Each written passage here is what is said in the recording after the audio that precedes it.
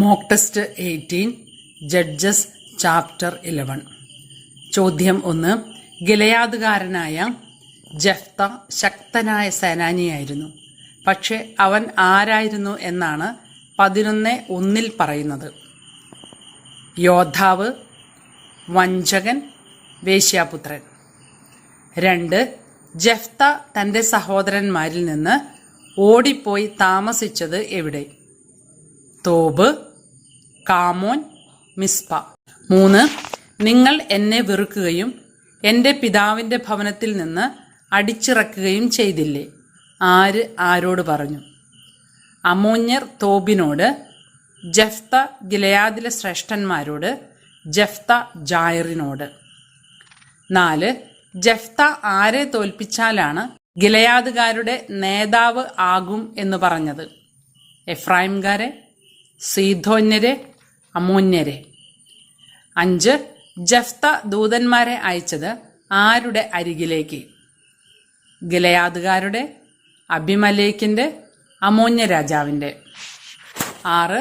Arnon മുതൽ ജാബാക്കും ജോർദാനും വരെയുള്ള എൻ്റെ സ്ഥലം കൈവശപ്പെടുത്തി അതിപ്പോൾ യുദ്ധം കൂടാതെ എനിക്ക് തിരികെ കിട്ടണം. ജഫ്തയുടെ ദൂതന്മാരോട് ഇത് പറഞ്ഞതാര്?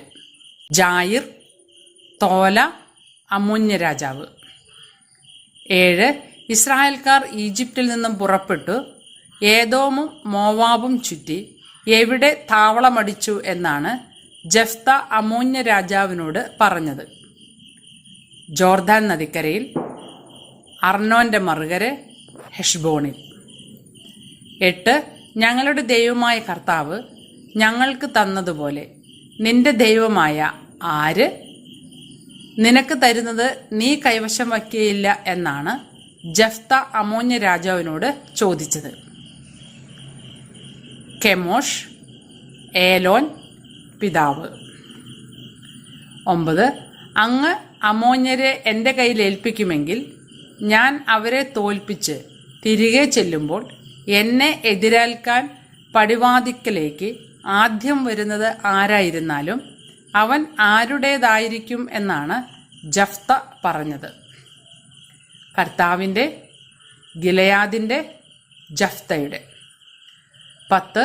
സഖിമാരോടൊത്ത് പർവ്വതങ്ങളിൽ പോയി എൻ്റെ കന്യാത്വത്തെ പ്രതി എത്ര നാൾ വിലപിക്കാൻ എന്നെ അനുവദിക്കണം എന്നാണ് ജഫ്തയുടെ മകൾ ആവശ്യപ്പെട്ടത്? 1 മാസത്തേക്ക്, 2 മാസത്തേക്ക്, 3 മാസത്തേക്ക്? ഉത്തരങ്ങൾ: 1. വേശ്യാപുത്രൻ, 2. തോബ്, 3. ജഫ്ത ഗിലെയാദിലെ ശ്രേഷ്ഠന്മാരോട്, 4. അമ്മോന്യരെ, 5.